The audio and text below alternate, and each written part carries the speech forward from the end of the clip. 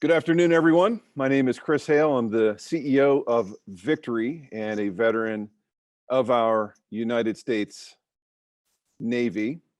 I would like to welcome you to the GI Jobs Virtual Career Expo. We are sold out today, folks. Sounds like we're at a concert, which after, frankly, a 14-month pandemic sounds pretty good at this point. And it feels like a concert today, too. We've got 1,000 for the show that got in today. And for those who are here, you are in for a phenomenal virtual career expo. Our limit is 1,000. So for those who were not able to get in today, we still have openings for our GI Jobs Virtual Career Expo next month on Wednesday, June 23rd, 4 weeks from today. If you want to register for that event, simply go to gijobs.com/expos, just like the old Montreal baseball team, and register for free. Do it as soon as you can. Those reservations are definitely going fast. And again, that URL to register for the next event is gijobs.com/expos, EXPOS. One last admin, if you have any questions during today's keynote, please submit that on the chat and we will select a few after Admiral Carter's remarks and we'll pose those to him. Okay, I want to tell you a quick story. I was a 16-year-old high school junior in May of 1986 when Top Gun was released. I don't think there was a high school kid in America that summer who didn't feel the need for speed, and I was no different. So when the volleyball coach from the Naval Academy called later that summer and asked me to come in for a recruiting visit, I was all in. 4 years later, however, the optometrist told me that being MAV was not in my future. So, okay, I'll be Goose.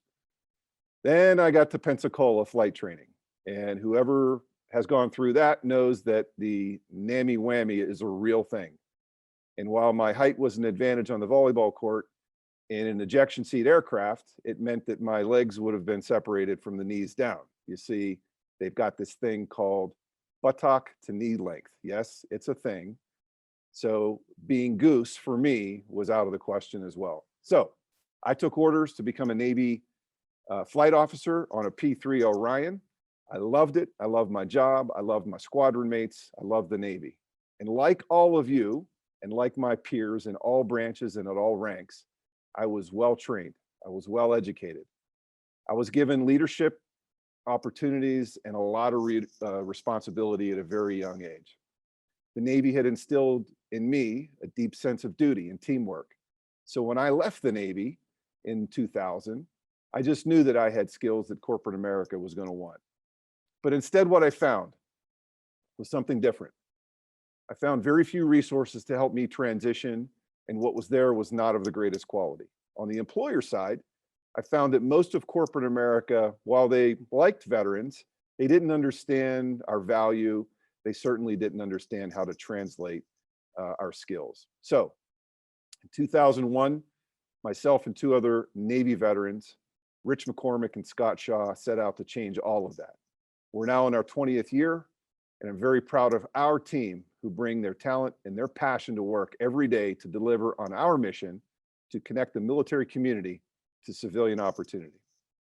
To the employers and educators and franchises that you will find today in our virtual career expo, they get you. They understand you. Things are different now. They want to hire you. They want you to attend their schools, and they want you to open and operate their franchises. So I encourage you to talk to as many as you can and find your ideal opportunity in the civilian world. Today is your chance. Our team is amazing, but we are not perfect. So I want you to know that we are fiercely committed to not just meeting, but exceeding your expectations.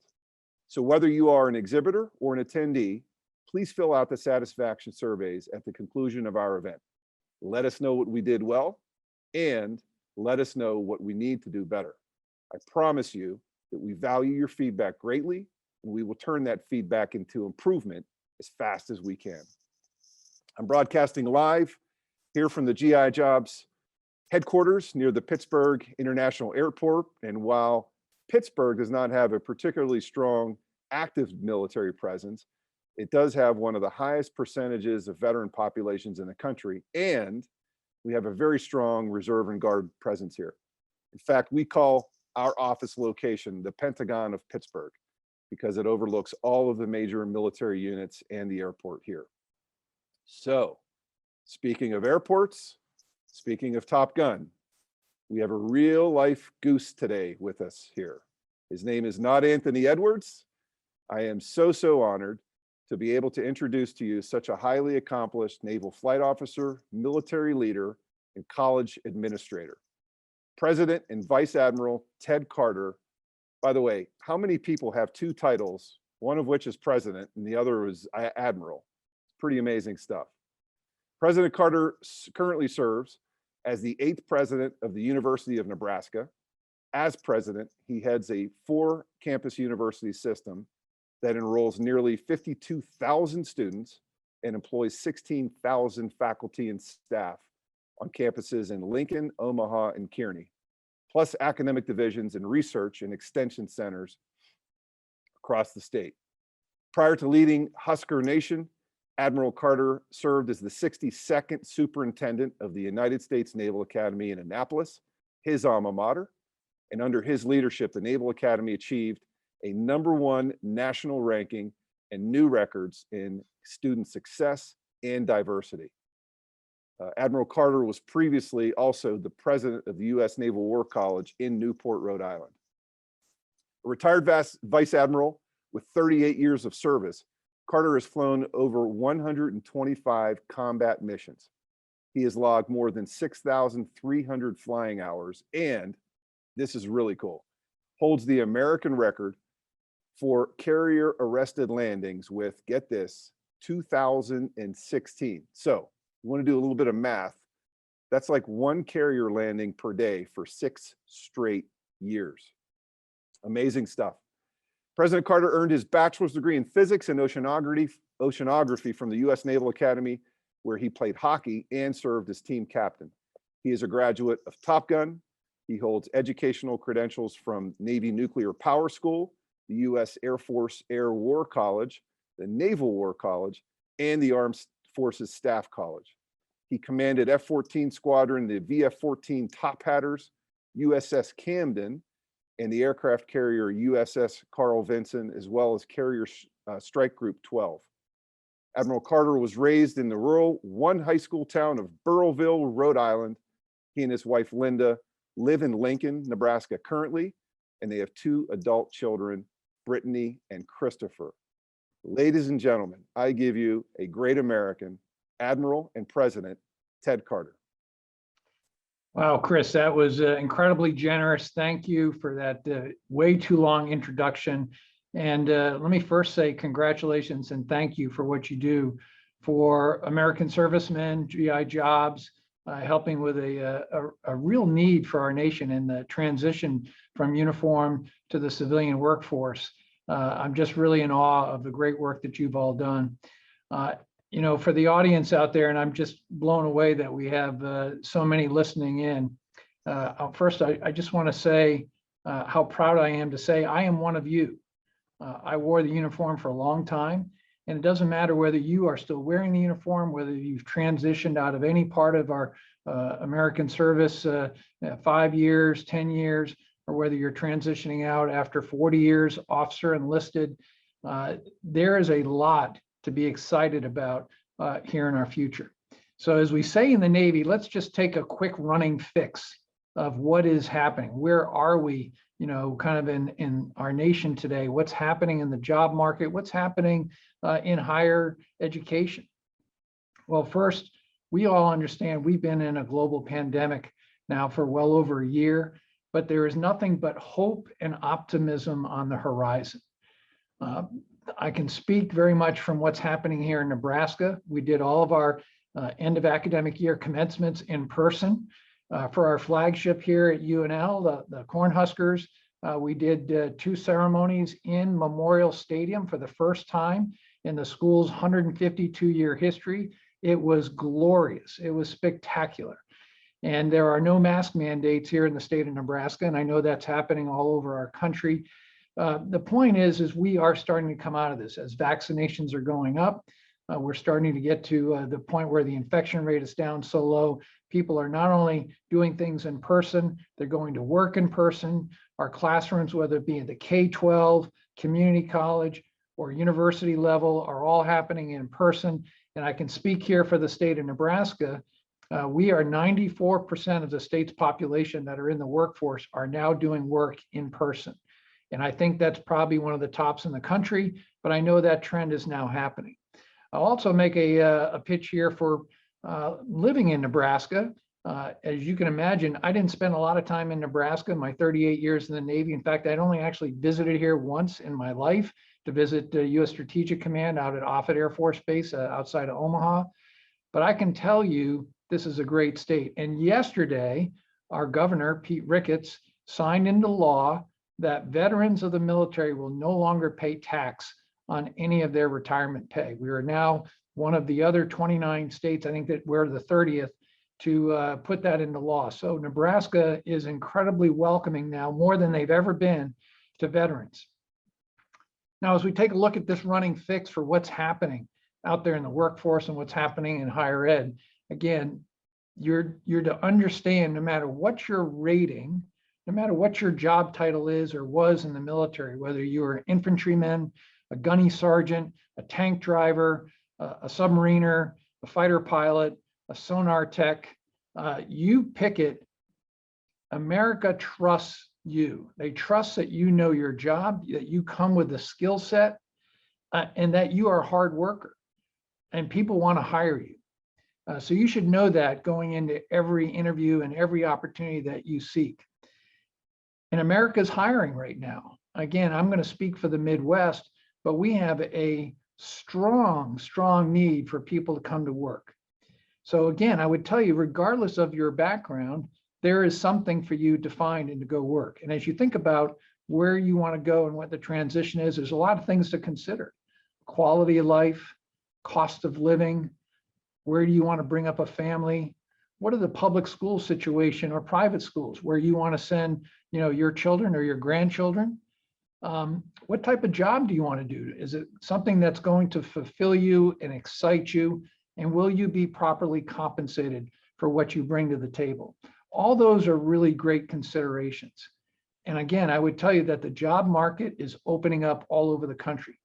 As I look here in the Midwest, particularly here in Nebraska, I can tell you that we have well over 50,000 job openings today in Nebraska in things like nursing, medicine, internet technologies, anything STEM-based, So whether you are an engineer, mathematician, have skill set in electrical engineering, structural, supply chain management, teaching, there's another growing need for teachers to come to the classroom, especially in the K-12 level. What I'm telling you is there are opportunities out there. And the quality of life that I've come to know now here, I've been here in Nebraska for a year and a half, is incredible. So as we think about that, that's one piece of it. But here's another piece. And again, this starts to speak to one of the reasons as I went through my transition. I want to make sure that you understand how it is that I even came to Nebraska. And the point of my story is every part of my career always had something occur that was a little bit unexpected. And I think everybody can relate to that. Your life never goes exactly as planned. I rarely got the job that I either thought I was going to get or I really wanted to get, even though, as Chris introduced me, it sounded like I got all the cool jobs that you could ever have. And yes, I've had an incredibly blessed career. But when I retired out of serving at the U.S. Naval Academy as a superintendent for 5 years, 38 years in service, I could not find a spot in higher ed. I don't have a PhD. I have really good academic background, nuclear engineer. I was a professional having come out of Top Gun at the age of 25, but I didn't find myself getting a spot in higher ed. I interviewed for a number of campus leader positions and got shut out. And many doors closed on me before I found one that was open. And Nebraska found me. They asked me to interview for this job. And when I did, they welcomed me here. And I have never felt better about a job I am in. The transition for me is absolutely complete.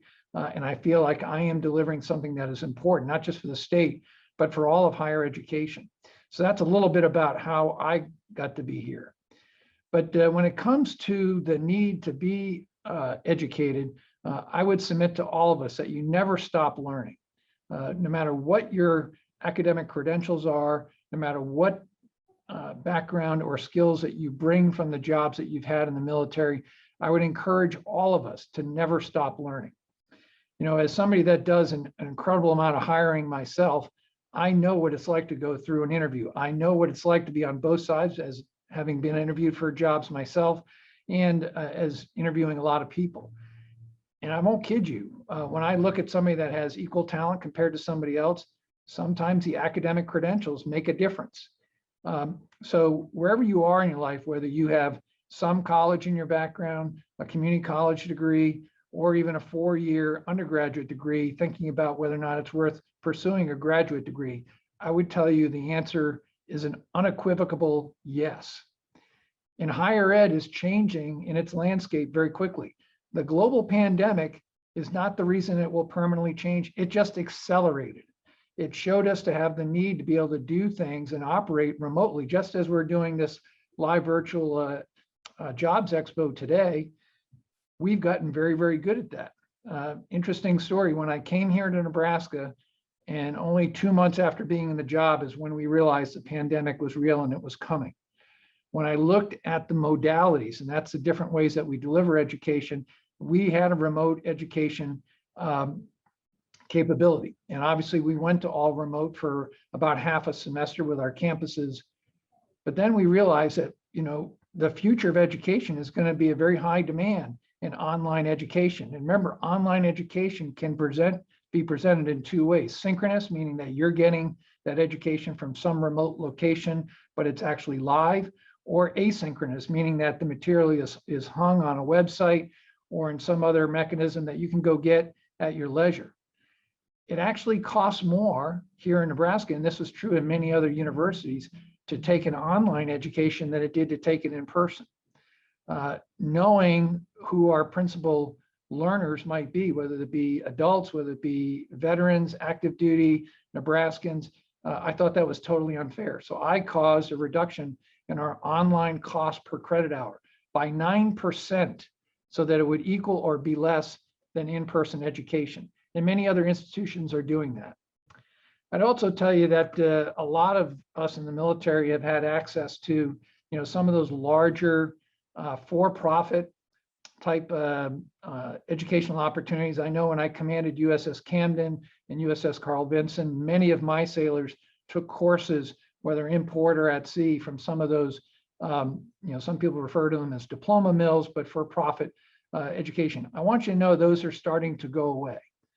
So when you look at your educational opportunity, I would encourage you to look at something like the University of Nebraska at Omaha, or the University of Nebraska at Kearney, or the University of Nebraska Lincoln for your online educational needs, because they're there and they're incredibly good value, and it is not hard to do. And the need for education is going to increase. So again, as we continue this idea of taking a running fix, what's the job market and the workplace going to look like in the next 5 to 10 years?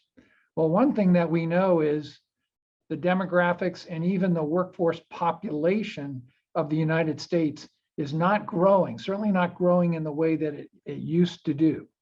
In fact, the outlook for those that will be ready for 4-year undergraduate education in the next 5 years looks like it's going to be decreasing.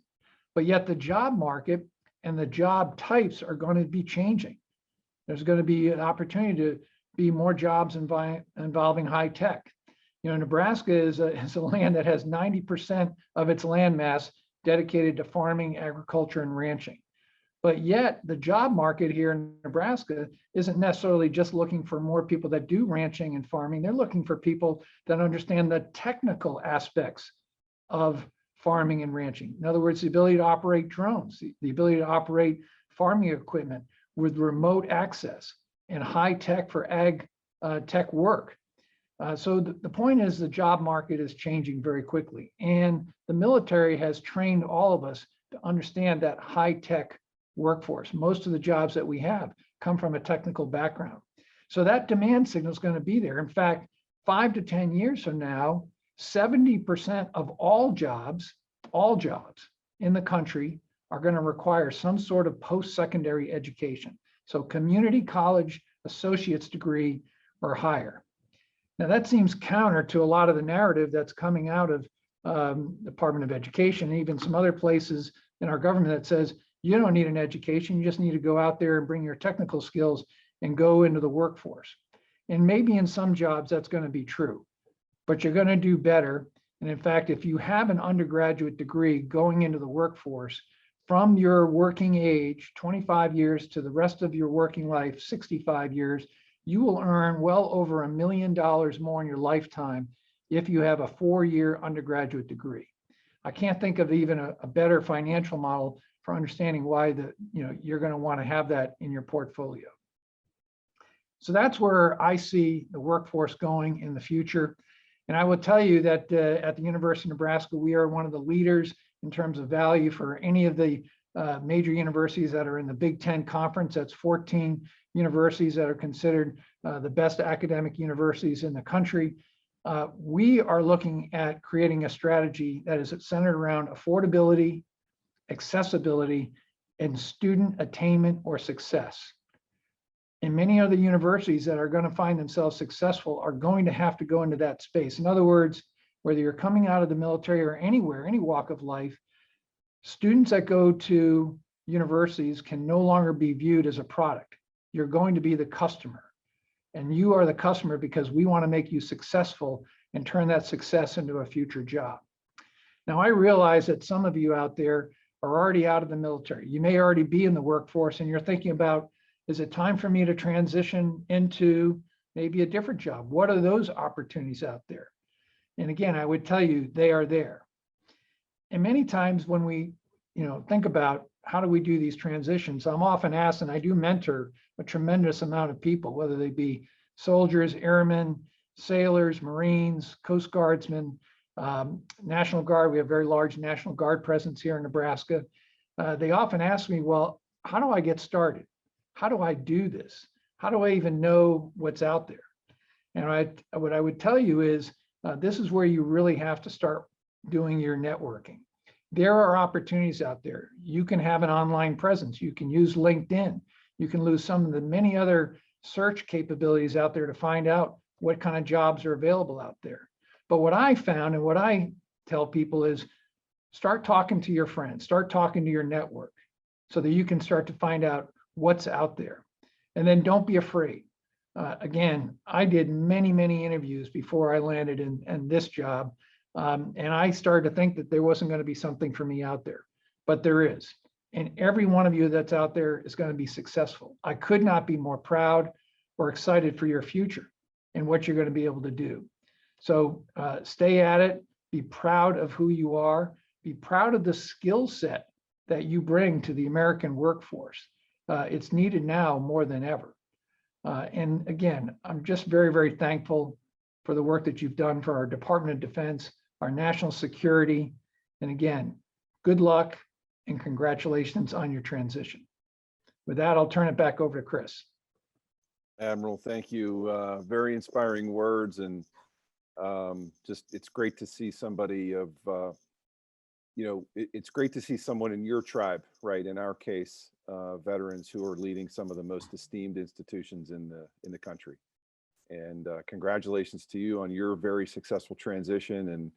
And thank you for continuing to be an inspiration to veterans all over the place. So, veteran presidents in higher education is as the presidents of universities and colleges is rare.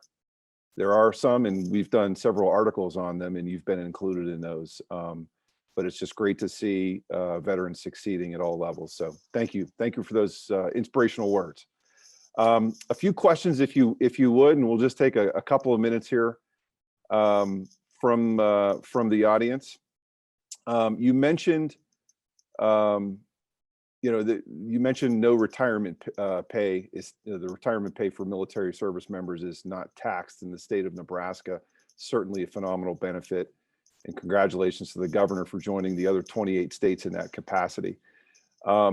The other part of this is, people can live anywhere these days, right? Especially post-pandemic, with companies adopting work from anywhere and very, very progressive work remote policies. They don't have to be employed by a Nebraska company in order to live in the state. So let me ask you, kind of give us your best pitch for what would a veteran find in the state of Nebraska, and why should they consider living in the state?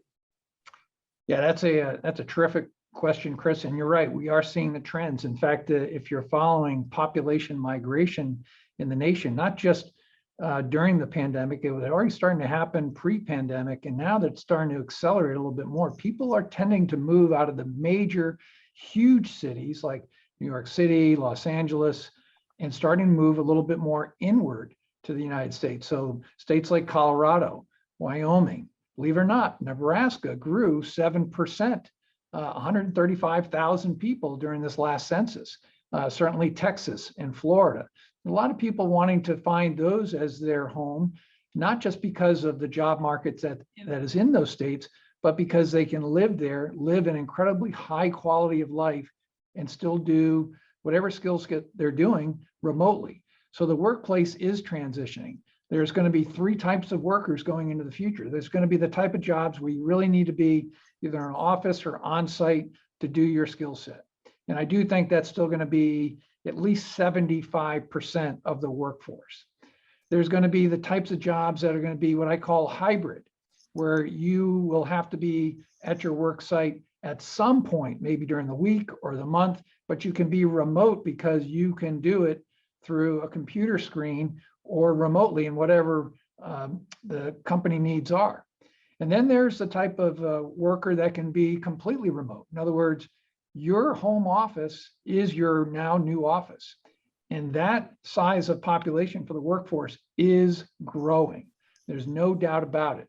And the pandemic has, for whatever reason, shown us that we can be successful in doing that. So a lot of the internet technology companies, think Twitter, Facebook, even some elements of the blockchain currency that are now starting to become more common.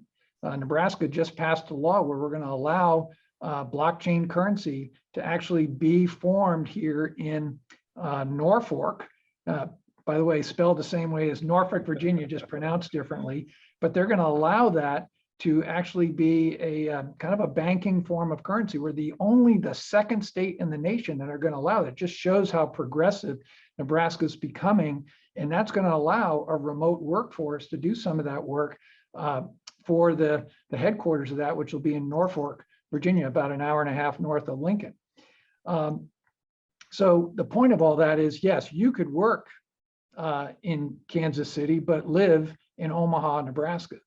And I would tell people when they think about where they want to live, you may want to live near a big city or close to a city. And a city like Omaha is about 500,000 people, has incredibly high quality of life, the arts, major sports, hospitals, and an airport. Those are the things that you probably want to consider. And as a veteran, you also want to have access to a military base where you can use the commissary and some of the other facilities. So living somewhere near a base like Offutt Air Force Base, which is a major base, home of U.S. Strategic Command, also becomes critical. So you're right, the opportunity to put yourself for living somewhere where your kids can go to a really terrific public school, like we have in Omaha and in Lincoln, makes a state like Nebraska, and quite honestly, many states here in the Midwest, very, very attractive for veterans.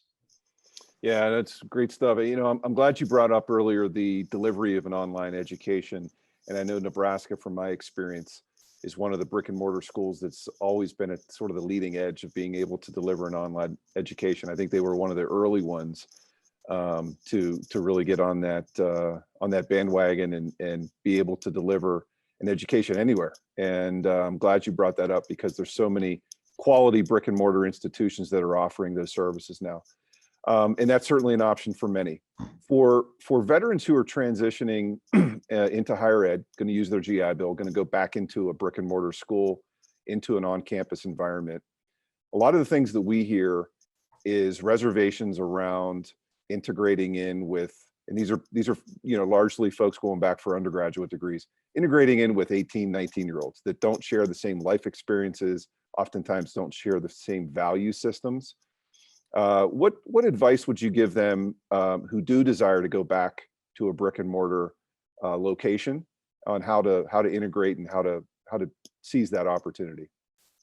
Yeah, again, a great question. I would first say I understand that the trepidation because there's this idea that on a major brick and mortar campus like the University of Nebraska-Lincoln, it's a major university. I mean, just that part of our academic portfolio here is about 25,000 students here in Lincoln. And, it's got a very large fraternity, sorority population. I think most people would believe that everybody there is between 18 and 22 years old. And it turns out that's actually not true. That might be about 60% of the population, but 40% of that academic learner population are adult learners, people that are over 25 years old and older. I will tell you my recent experience, as we did commencement, where we graduated the largest class in University of Nebraska history this past May at UNL, in history. It was remarkable. It was over 3,600 graduated in the undergraduate and graduate and PhD programs. And we did it in Memorial Stadium. Embedded in the ceremony, we asked everybody that had served in the military. These weren't the cadets that were in ROTC, just those that had come from the military, any length of service that were graduating, to stand up within the students that were on the football field. Nice. And I didn't know the numbers. I was amazed at how many stood up. And you know what the reaction was? Standing ovation from the audience, people from all over the country, obviously a lot from Nebraska, their fellow students. It was a thunderous applause because people get it. They understand what a sense of service is, doing something that's bigger than yourself, and that you actually came to an institution like Nebraska where you are furthering and bettering yourself with an education. So I was blown away. I mean, I had a hard time keeping my emotions in check to see that type of reaction. And oh, by the way, we graduated our ROTC class and commissioned them also in front of that audience for the first time in our history. And that got as equal a positive reaction. Outstanding, outstanding. We've got a question pertaining to military spouses. So you and Linda served on active duty for a long, long time. A generation ago, when you were junior or mid-grade officer, the career prospects for military spouses and even the recognition of the selfless service was very different than what it is today. What advice would you give to the military spouses who are attending today's virtual career expo? And how would you sort of contrast that with how far we've come over the last 10, 15, 20 years in military spouse community? Yeah, no, absolutely terrific question. And, when I went through that formula of all the things that you should go through that will help you decide where you want to live in transition or into that next job, there's no doubt that your spouse, your significant other, and the trend certainly has been over the last 15 years that, in the military, significant others and spouses are in the workforce. They're professionals. They're more than the moms and dads of their children. They are professionals themselves. So there's no doubt that needs to be in the equation, whether they are seeking higher education opportunities or the workforce. And again, I can say for the Midwest, there's a great respect and understanding for the need to put spouses into the workforce. That is often a big tiebreaker in applications for whatever job, even at leadership positions and jobs. That's always going to be to your advantage. So I would highlight that when I'm going in for a job interview. I could tell you a couple stories of people that we have hired that are in mid-grade and senior academic leadership positions here who are spouses of military officers and senior enlisted that were hired, not just because they were spouses, but because they came with amazing talent too. So I would definitely put that into my equation. Outstanding. We've got just two quick fun questions here at the end, sir, and then we're going to wrap up. Your prediction for the fall football season? Well, first of all, my biggest prediction is going to be that stadiums are going to be full. It doesn't matter what conference that you're in. Having been the superintendent and watching Navy football, where that Army-Navy game is such a big deal, And we were, playing in top 25 level in the country for a couple of years that I was there. Very exciting games. When you come to a state like Nebraska, there is one thing that is common here, and that is every single Nebraskan is a Cornhusker fan. It doesn't matter if you're from Scottsbluff or Nebraska City or Omaha or Lincoln. This is an eye-opening thing. So Omaha is 50,000 population. Lincoln's about 200 to 250. The stadium for the University of Nebraska Cornhuskers is home to 90,000 seats. They have been sold out every game since 1962. So at a home football game, Memorial Stadium is the third largest city in the state of Nebraska. And people are crazy about Husker athletics. We had a baseball team that just won the Big Ten championship. They care about every kind of sport. Our women's volleyball team is always a national contender, but football is it. And we've got Coach Scott Frost here, who left Central Florida as an undefeated coach. He has still been in the growing stage. So this is his fourth complete year as coach. We're excited. We're playing Oklahoma down in Norman for our game of the century here in October. That'll be a big game, nationally televised. But I'm going to tell you, the Cornhuskers are going to be very competitive this year. Obviously, we play Ohio State, we play Michigan, we play Wisconsin, Iowa. Nebraska probably has a top 5 toughest football schedule in the country. And yet I still think we're going to be very competitive. We'll get to a good bowl game this year. And who knows, we could surprise people. We've got a 3-year returning quarterback in Adrian Martinez, a really senior defensive line that's coming back. That's going to be a really tough defense. So I'm optimistic that you're going to be hearing about Husker football a lot more this year. Well, there's nothing like big time football, and Big Ten football is right up there at the top. And I'm sure that's an experience. I'd love to experience that at some point. And the veterans that go to the University of Nebraska can absolutely do that. One last question. We've got the sequel, finally, hopefully, fingers crossed, to Top Gun coming out November of this year. You have your choice, front seat driver, Mav, or Iceman. Who do you take? Well, having been there at Top Gun, I was a student when the movie was starting to be filmed. And I don't talk about this very often, but the instructors back then really didn't want anything to do with the movie when it first arrived at Miramar, California, out there in San Diego. So having been a student, this was in March of '85, the instructors tasked me and another guy that was a backseater in one of the other F4s. We were flying F4 Phantoms back then, to meet Tom Cruise at the gate and take him to the Officers Club. So I was actually Tom Cruise's first naval flyer to meet. And before he started on his little tour, I kind of joke, I did a lot in the cockpit, flew for about 35 of my 38 years in the Navy at some point.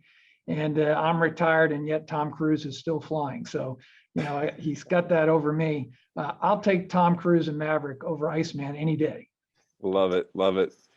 Sir, thank you so much. I can't say how much we appreciate you taking time to come and speak to us and to our audience. And I know your words are very inspiring. So thank you so much for being with us again today.